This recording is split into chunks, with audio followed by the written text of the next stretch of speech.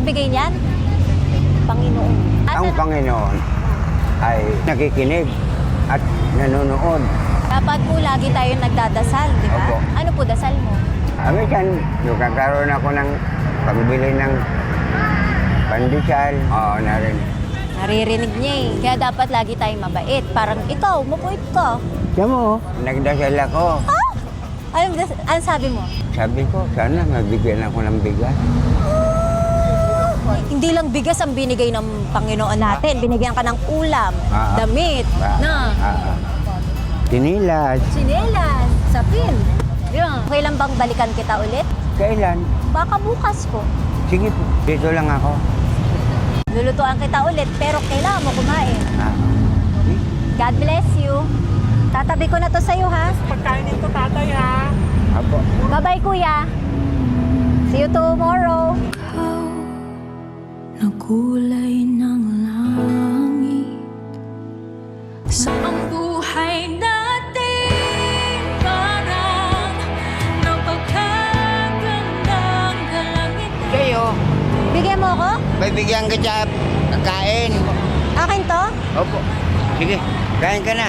Natin parang napagkagandang. Iba-iba po talaga ang impact ng buhay sa tao.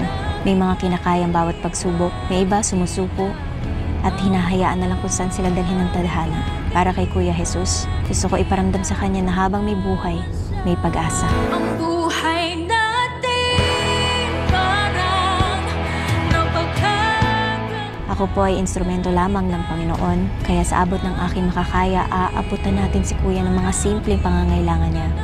Katulad ng request niya ng damit, pagkain, bigas, tsinelas at panimulang 2,000 muna. Ipapa-check up po natin siya, ipapagamot natin siya, bibigyan natin siya ng pag-asa. At kapag handa na siya, kapag kaya na niya, sa kanya ko ibibigay ang 100,000 pesos at tutulungan natin siyang makasimula ulit sa hamon ng buhay sa abot ng aking makakaya. May pag-asa siyang bumalik, may pag-asa siyang gumaling, may pag-asa siyang tulungan. Hindi naman niya pinili maging ganito, hindi niya pinili maligaw, masira, mawala sa sarili niya. Kaya huwag tayo basta-basta humusga. Minsan yung taong sobrang durog na, yung walang-wala na, sila pa yung magpapakita ng tunay na kabutihan. Sino mag-aakala? Walang naman siyang ipon, wala naman siyang perang hawak na malaki. Ang nakita ko nga, 5 piso na lang ang natira sa kanya. Pero masaya pa rin siya.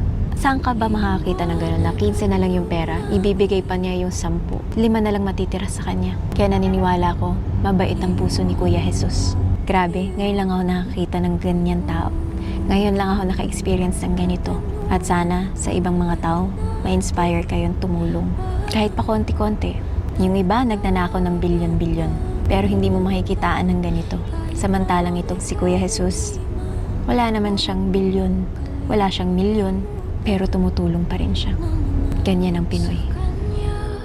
Panginoon, wag mo po akong kakalimutan kung ano man yung pangangailangan ko.